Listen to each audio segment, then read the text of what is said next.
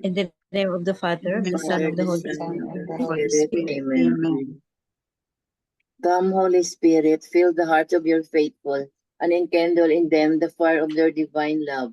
Send forth your Spirit, and they shall be created, and you shall renew the face of the earth. O God, who by the light of the Holy Spirit did instruct the hearts of the faithful, grant us by the same Holy Spirit to release what is right and just, and always to rejoice in his consolation through Christ our Lord. Amen. Amen. Amen. A reading from the Holy Gospel according to Saint Matthew. Glory Glory to to you, Lord.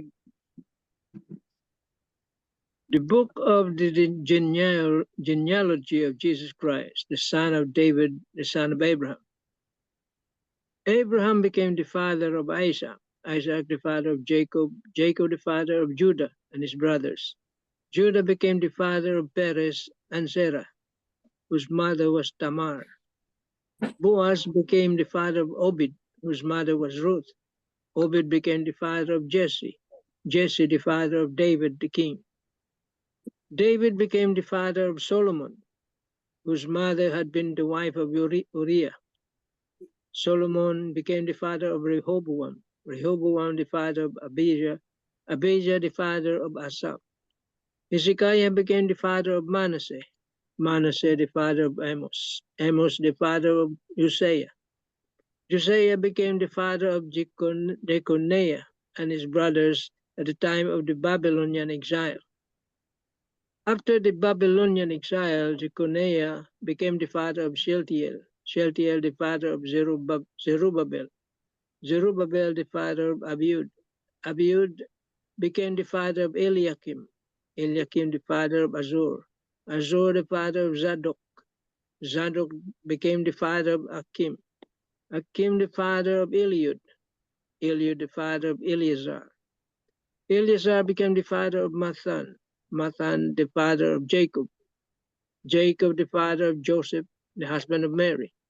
Of her was born Jesus, who is called the Christ. Thus, the total number of generations from Abraham to David is 14 generations. From David to the Babylonian exile, 14 generations. From the Babylonian exile to the Christ, 14 generations. The Gospel of the Lord. Praise to you, Lord Jesus Christ. Tita Lynn, for the 3 pointers. The 3 pointers for today's Gospel.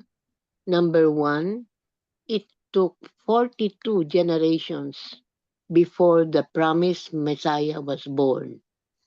Number 2, Jesus' ancestors were a motley crowd, many of whom were God-fearing individuals, but some were infamous. Yet, despite human failings, God did not allow that to destroy his plan for redemption. Number 3, likewise, God has a unique plan for you and for me. Have you discovered how God's love for you is also God's way of wanting to use you to build his kingdom here on earth? Have you discovered how God is trying to communicate to you daily? Amen. Amen. Thank you very much, Tita Lynn. Welcome. Do you have to say something, Tito Mans? Well, it's about genealogy, no?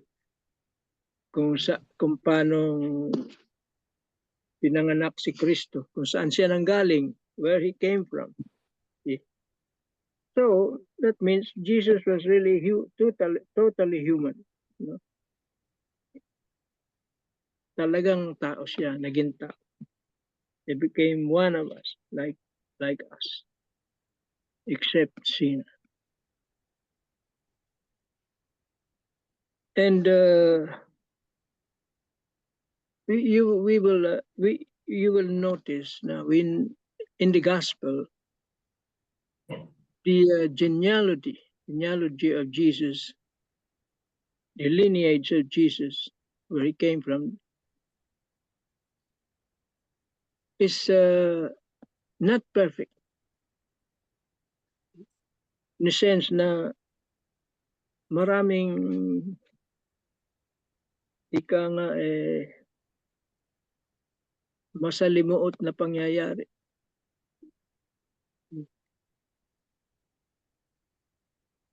Like David, he committed in our modern times now homicide when he had Uriah killed. No, he was sent to the front line so that he'll be killed, and then took possession of his wife. Sino ba yun? I forgot the name of the wife.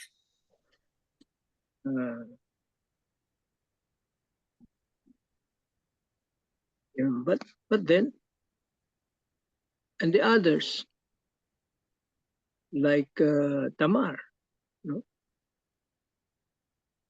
Or is there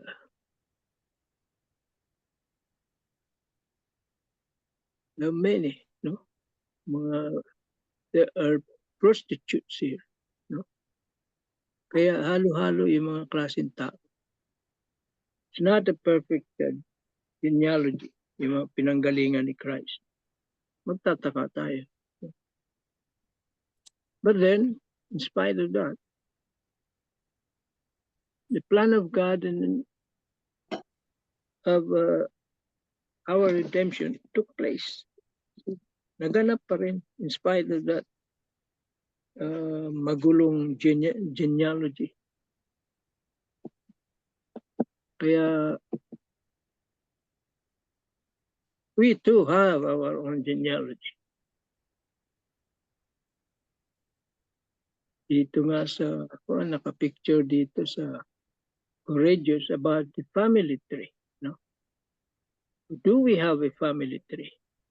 Kasi matrace doon yung mga ninuno nyo, kung saan galing, saan kayo galing, sino mga ninuno. Matrace doon.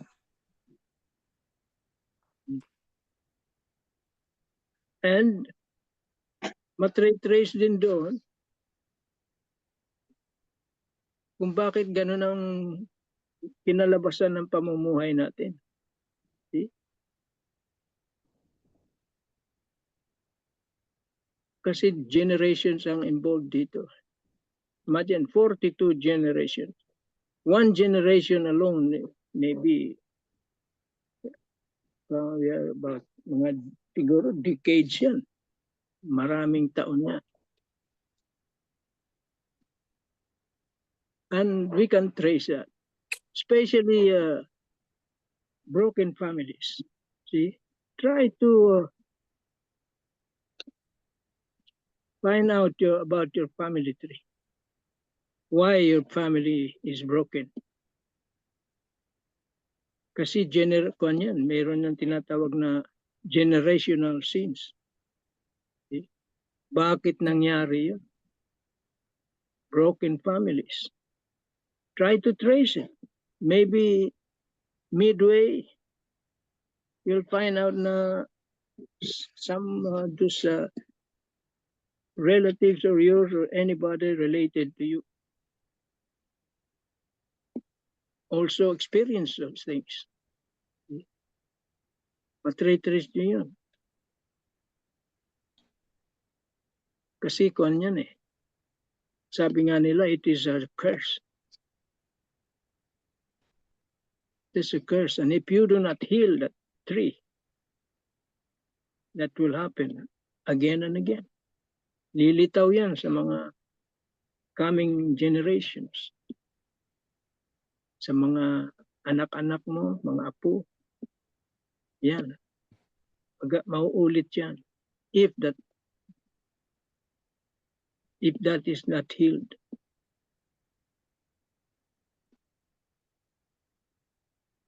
Yan. Yan ang importance ng malaman natin yung family tree natin. Kasi may dahilan yan . Bakit ba naghiwalay yung mga nagka-broken ng family? May dahilan yan. May inugatan yan. Kaya nga 3, may ugatan 3. May inugatan yan. Something happened midway or we don't know where. But that can be traced.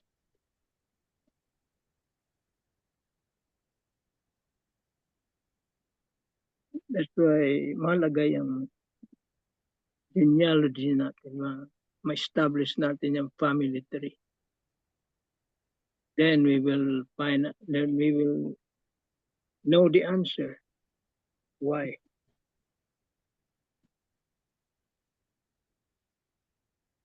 Amen. Amen. Amen. That's why we have this expression na history repeats itself. Yeah. Oo. Ayan. It's very true, no? And there's a powerful prayer, no, about the healing of the family tree to stop the curse. We don't know what happened generations ago, no? Yeah. We don't know. Up to the Oo. 4th generation ang pinag-uusapan dyan. And 4th generation, how many years is that? How many decades? Yan. Oo. So, yun, it's very important.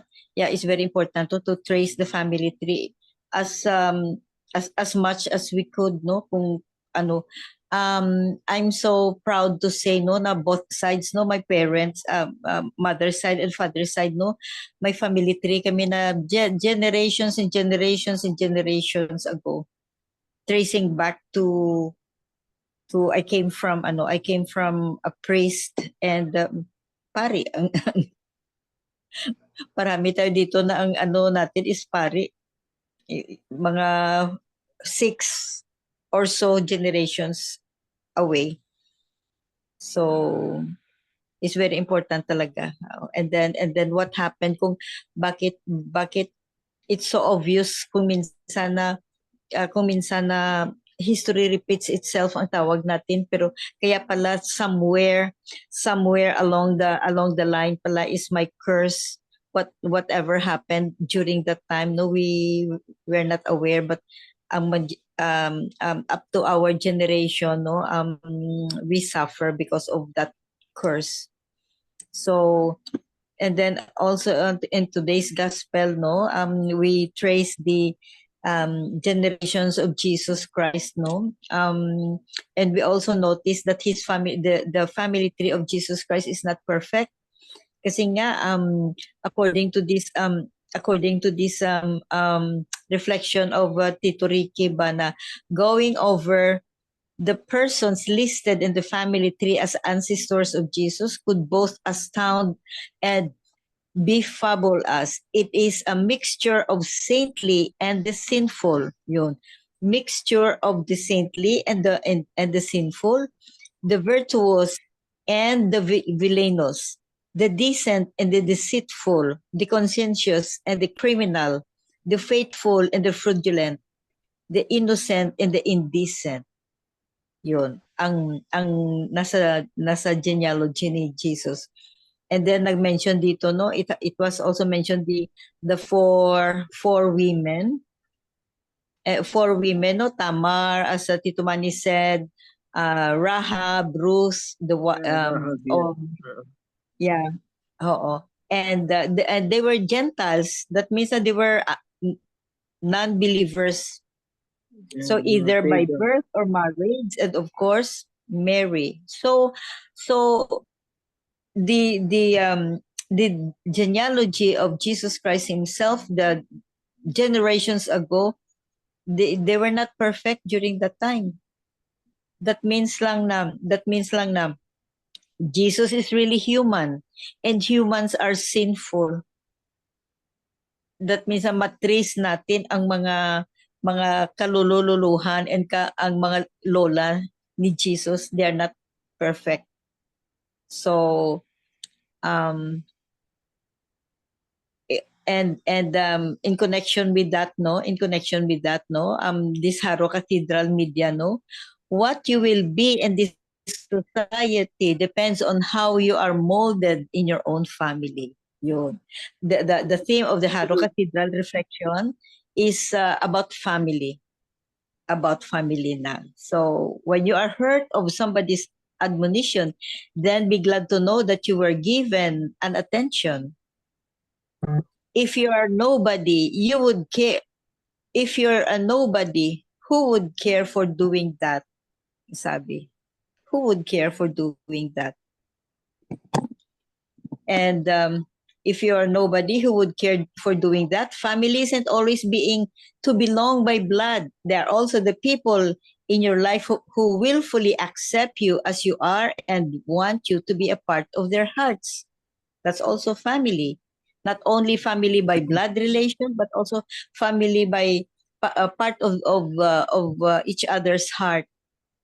In today's rat race world, who cares about home? Even siblings hate each other for the inheritance which wants to own. Each wants to own.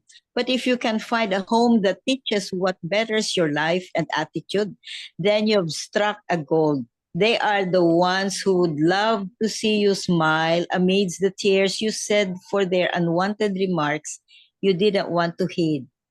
But amidst your resistance is the unknown silent reality of love they wanted to share with you to become a better you.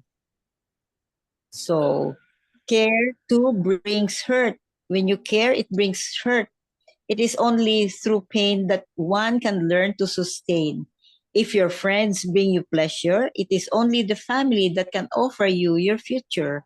Your home will always be your family, no matter what others say. Being with God is to be in the circle of His family who cares and loves. Amen. Beautiful. Amen. So, Amen.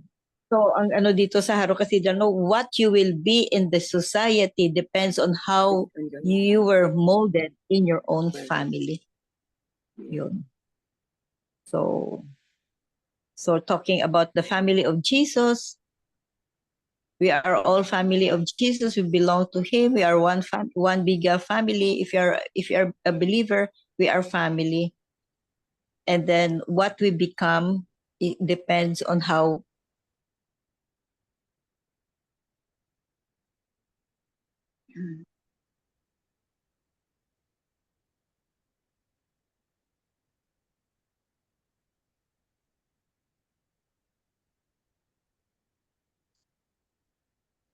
Naghang, Wala, 6J. naghang si, Wala si tita. naghang.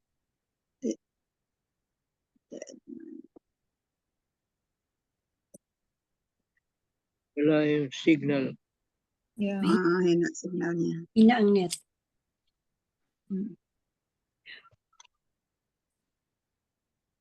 Ayun na lang, Tito Edmond. Hello po, good evening everyone. O Brother Edmond. Kumusta po kayong lahat? I'm sorry I was late. I just came from the parish po. It's okay. Yes. Yes, I would like to to share my reflection about today. So today is the second day of our novena for the upcoming birth of our Savior Jesus Christ, and we heard the gospel about the genealogy of Jesus. It was a long gospel earlier.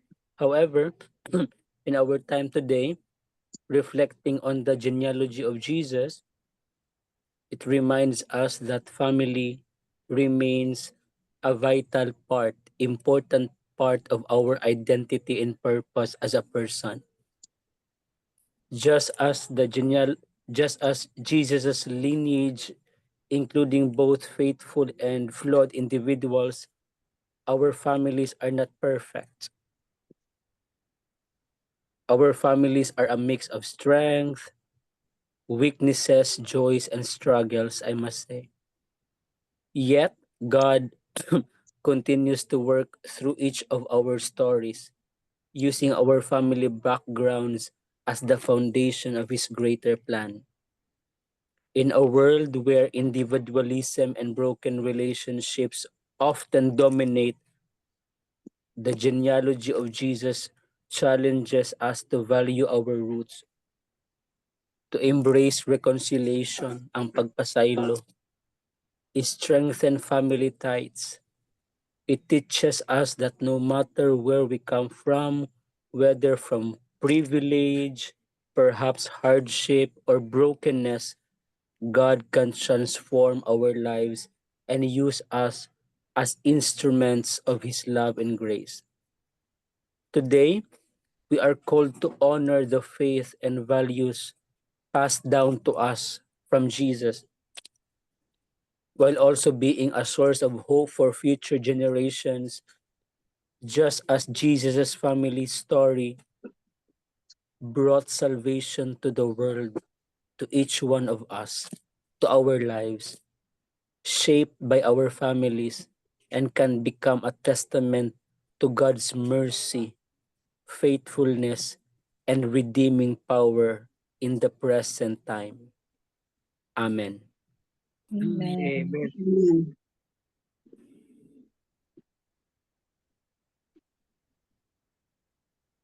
Thank you very much, Tito Edmond. Thank you very much. So, do you have something, Tita Helen? Shall I read? Go ahead. Yeah, okay. The New Testament provides two accounts of the genealogy of Jesus, one in the Gospel of Matthew and another in the Gospel of Luke. The family tree of Jesus in Matthew starts with Abraham, while in Luke it starts from Jesus and reaches up to Adam. Matthew is interested in pointing out Jesus as a descendant of Abraham and therefore part of the chosen people, and as a descendant of David, and therefore has a claim to be the Messiah. In Matthew's genealogy of Jesus, we find the stories of three kinds of ancestors. We find the righteous people with their share of human weakness. In the patriarchs, Abraham, Isaac, Jacob, Judah, and in King David and King Josiah. Then there is the list of unsavory characters, sinners and idolaters. Solomon, Ahaz, Manasseh. Lastly, some names are not even mentioned elsewhere in the Bible. Then there are women and ancestors who had questionable reputations. Matthew is telling us that Jesus embraced our full human nature, graced but also fallen and weak. The letter to the Hebrews puts it this way: He who consecrates and those who are being consecrated all have one origin. Therefore, he is not ashamed to call them brothers. Amen. Amen. Amen. Amen. Thank you very much, Tita Helen. Yep. So, Belle, you have something, Belle? I have Father Tito's 3 points. Please go ahead. The first is the genealogy of Jesus. And we have mentioned that the family of Jesus, his family tree was not a perfect one. In fact, there were good and bad people, but we have to reflect also on our family, in the context of our family tree. We don't have a perfect family too. Nobody has a perfect family. But looking at the family tree of Jesus gives us hope. Although there were some damaged goods, his was a perfect family line. It should give us a hope too, that there's a hope for our family tree that will make us be better people, realizing that the previous generations were not good, and it should make us realize that we should strive to be good, no? Even if our previous mga ninuno were not good, no? Mhm. So that was also what happened to Jesus' family tree. So the second point was God's plan will always work out. It means that according to Father Tito was not very sure whether it was Saint Therese de Avila who said that God writes straight with crooked lines. I was really struck by that, no? God writes straight with crooked lines, meaning God's plan will always really work out. No?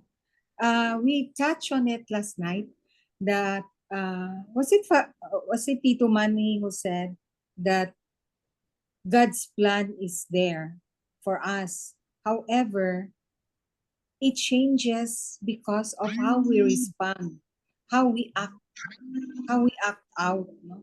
So, in a way, God's plan for us can change because of our actions. No? Mm-hmm. So, it changes God's plan. So, actually, there's no accident in God's plan because it's always constant and it's a source of hope for us because His love is always constant. That's what has been always pointed out by you, MJ, when you said that God's unconditional love. No?